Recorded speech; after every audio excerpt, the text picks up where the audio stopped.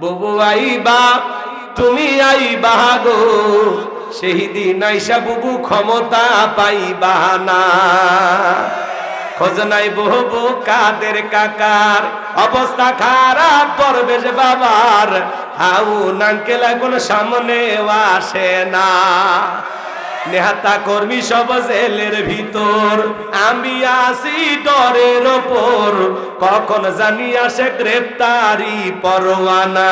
বুবু আইবা তুমি আইবা গো, সেই দিন আইসা বুবু চিয়ার পাইবা না। ক্ষমতার চেয়ার থেকে নামা সহজ, কিন্তু এই চেয়ারে ওঠা কঠিন। কথা বলে ঠিক কিনা? আর আগামীতে আমরা সিদ্ধান্ত নেব, আর যাই হোক নারীকে এই দেশের প্রধানমন্ত্রী বানাবো না। যেই দলেরই হোক পুরুষ প্রধানমন্ত্রী চাই। কারা কারা হাত তুলে দেখান, লিল্লাহি তাকবীর। হাত নামান। নারীদের দেখার দিন শেষ, আগামীতে পুরুষের বাংলাদেশ। পুরুষ হবে আমাদের নেতা, যেই দলেরই হোক পুরুষ চাই। পুরুষ পুরুষ কি মনে থাকবে তো ইনশাআল্লাহ।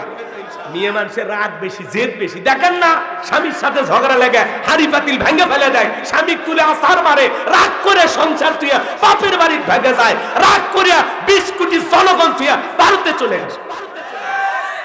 রাগ দেখেন, মেয়ে মানুষের রাগ দেখেন। অতএব সামনে রাগ জেদ করে এমন মানুষকে নিয়ে আসা যাবে না। পুরুষের দরকার আছে। কি আছে? ঠিক আছে, এত ভয় পান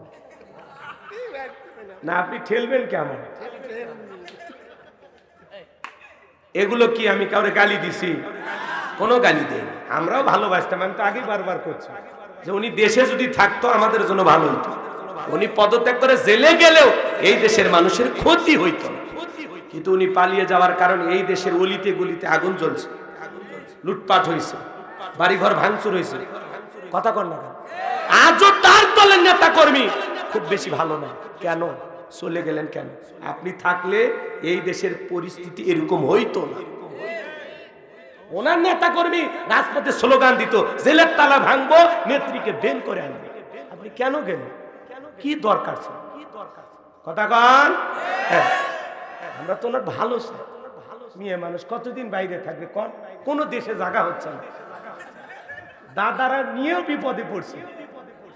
ডোনাল্ড ট্রাম্পের কাছে গেল যে না একটা ব্যবস্থা হবে, কিন্তু ওখান থেকেও লাল কার্ড দেখাইছে। কি কা? ডোনাল্ড ট্রাম্প বলছে বাংলাদেশকে নিয়ে আমি টেনশন করি না, ওটা ভারত চর্চা করে, বাংলাদেশ নিয়ে ভারত বুঝবে, আমি নাই। মারহাবা কর। ডোনাল্ড ট্রাম্প ধন্যবাদ জানাই আমরা। কথা কর, বাপের বেটার মতো কথা কস যে আমেরিকার বাংলাদেশের পিছনে কোনো হাত নাই। সরকার যে পতন হয়েছে তার পিছনে আমেরিকার কোনো হাত ছিল না। এটা ওই দেশের অভ্যন্তরীণ ব্যাপার। এই ব্যাপারে আমরা নাক গলাবো না। পাশের দেশ ভারত, তারা বাংলাদেশ নিয়ে চর্চা করে, ওরা ভাবতে পারে, আমরা ভাবি না। কথা কম। এই জন্য ভাইয়ের আমার যেখানেই যাবেন, এখন যেহেতু মাজলুমদেরকে আল্লাহ বিজয় দিয়েছে, যেখানেই যাবেন বিজয় আমাদেরই হবে ইনশাআল্লাহ। আর ভয় নাই, মাথা উঁচু করে বাঁচতে চাই। 16 বছর আমরা ঘর জামাইছিলাম, ঠিক মতো কথা বলতে পারিনি। এক জায়গায় খালি যা বলছিলাম, জালেমদের পতন হবেই হবেই ইনশাআল্লাহ। আমাকে নিয়ে যান 9 ঘন্টা আটকে বলেন, আমি কারো নাম নিন, বিশ্বাস করেন কারো নাম নিন, শুধু এই কথা বলছিলাম। আমাকে বললে হুজুর কেন বললেন এই কথা? বলে আমি বললে জালেমদের কথা বলছি। ভাই আমি তো কোনো মানুষের কথা বলবো। জালেম যারা আছে তাদের পতন। আমি এই দেশের কোনো নেতা নেত্রীর নাম নিছি, কারণ জালেম বলতে কে বুঝি না, জালেম তো আমরা। এই কথা যদি আপনি গায়ে মাখেন তাহলে তো সমস্যা। কথা কি বুঝছেন? আমি বলছিলাম এই গুমচোর পাটচোর এরকম আছে না, গুমচোর চালচোর, এটা এক জায়গায় বলে বিপদে। কেন বলেন এই কথা? এক চেয়ারম্যান বদরগঞ্জের, বাপ রে বাপ, ও 3-4 বছর আমাকে ওই জায়গায় মাহফিলই করতে দেয়নি। ওই এলাকায় আমার নাম শুনলে মাহফিল বন্ধ করে দিত, যেভাবেই হোক। ওই যে গুম চুরি আর চারচোর বলছি, ভাই আপনি চুরি না করলে এই কথা কেন আপনি গায়ে মারবেন? কথা কর। গুমচোর চালচোর আছে না? হ্যাঁ, চাল আসছে 2000 বস্তা, আসার আগে ইউনিয়ন পরিষদে আসার আগে 1000 বস্তা বিক্রি করে দিচ্ছে। এরকম ঘটনা ঘটেনি? করোনা মহামারীর সময় দেখেননি? চাল সহ কত চেয়ারম্যানকে গ্রেফতার করছে। কথা কয় না কেন? এটা তো না, এটা জনগণের আমানত, সঠিকভাবে বুঝে দেওয়া লাগবে। খালি বল্টু ভাইয়ের চরিত্র ফুলের মতো পবিত্র, নামাজ পড়ে এক ওয়াক্ত, গাঁজা খাই 5 ওয়াক্ত, ঘুমসুরিতে বাঁকা ভক্ত, শয়তানের 1 নাম্বার ভক্ত, হুজুরদের জন্য খুবই শক্ত, সুসা খাই গরিবের রক্ত। এই স্লোগান দিলে হবে না। স্লোগান দেওয়ার আগে বুঝে শুনে দিলেন, আগামীতে সৎ, যোগ্য, নামাজি, নেককার, দিনদার, আল্লাহওয়ালা তারা হবে সমাজের নেতা। আল্লাহ যেন কবুল করে। যারা জনগণের আমানত সঠিকভাবে বুঝে দেবে। ব্রিজে ঢুকানোর কথা রট, ঢুকে দেবে না বাঁশ। কথা কন, ব্রিজ উদ্বোধন করার আগে রুকুত চলে গেছে কথা। এরকম ঘটনা দেখেননি আপনারা? সোশ্যাল মিডিয়াতে সব সময় অনেক ঘটনা দেখায়, আপনারা দেখবেন। আমি বানোয়াট কোনো কথা বলি নাই, রাগ করেন। সৎ মানুষ দরকার, দেশপ্রেমিক দরকার, আল্লাহওয়ালা দরকার, যারা জনগণকে সত্যি বুক দিয়ে ভালোবাসে, এরকম নেতা দরকার। আছে না নাই? পেট নীতি দরকার নেই, আমাদের দরকার জনগণের পেট ভরায় যে নেতা খুশি হবে, জনগণের মুখে হাসি ফোটাবে, এরকম সমাজ আমরা দেখতে চাই। আল্লাহ কবুল করেন, যারা বলেন আমিন।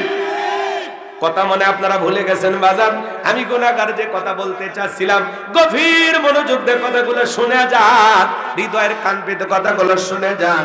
এরপরে এদিক খেয়াল করেন, নতুন ছেলের বউ সাবানাই দেখে কাপটা পরে ভাঙ্গে গেছে, কয় অলক্ষণে কুলক্ষণে বউ আসছে। এই অলক্ষণ কুলক্ষণ বলে ইসলামের ভিতরে কোনো কিছু নাই। ওটা ছেলের বউয়ের হাত থেকে না ঘটে, শাশুড়ির হাত থেকে ঘটতে পারে, ননদের হাত থেকে ঘটতে পারে। একটা চায়ের কাপের কারণে মানুষকে অলক্ষণ কুলক্ষণ বলা যাবে না। এরপরে কয় জমজ কলা খালে জমজ বাচ্চা হয় ভালো, 2 বারে কষ্টে 1 বারে হলো, মাঝখানে সিজারের টাকাটা বেঁচে গেল। ওটা কোন ঠিক না? ছোট বাচ্চার কপালে কালো টিক দেয় কেন? কয় বদনজর থেকে বাঁচার জন্য। আছে না নাই? বলেন তো বাজান, তকদিরের ভালো মন্দ সবকিছু কার হাতে? ওয়াল কদরিহি শাররিহি মিনাল্লাহি তাআলা ওয়াল বা'সি বা'দাল মাউত। তকদিরের ভালো মন্দ একমাত্র কার হাতে? অনেক সিডিক আছে বাজান সমাজে, বিশেষ করে আমাদের অনেক নেতারা স্লোগান দেয়, ধর্ম যার যার, উৎসব সবার। এটা হলো হাইব্রিড স্লোগান, কুফরি স্লোগান, ঈমান ধ্বংস করা স্লোগান। মনে রাখবেন, ধর্ম যার, উৎসব তার। ধর্ম যার যার, উৎসব তার তার। মুসলমানের উৎসব মুসলমানদের কাছে, অমুসলিমের উৎসব অমুসলিমদের কাছে, খ্রিস্টানদের উৎসব খ্রিস্টানদের কাছে, বৌদ্ধদের উৎসব বৌদ্ধদের কাছে, মুসলমানের উৎসব মুসলমানের কাছে। কথা বলেন ঠিক কিনা? আর আমরা এদিকে খেয়াল করেন, আমার দিকে একটা খেয়াল করেন। বিশ্বনবীর ছোট্ট একটা হাদিস আপনাদেরকে শোনাই। আল্লাহ রাসূল ডেকে বলতেছেন, আমার সাহাবীরা শোনো, একজন ব্যক্তি একটা মাছি মেরে জাহান্নামে চলে গেল, আর একজন ব্যক্তি একটা মাছি না মেরে জান্নাতে চলে গেল। সাহাবায়ে কেরাম জিজ্ঞাসা করলেন, নবী গো, ঘটনা আমরা বুঝতে পারলাম না, একটু খুলে বলেন। আল্লাহ রাসূল তখন বলতেছেন, শোনো,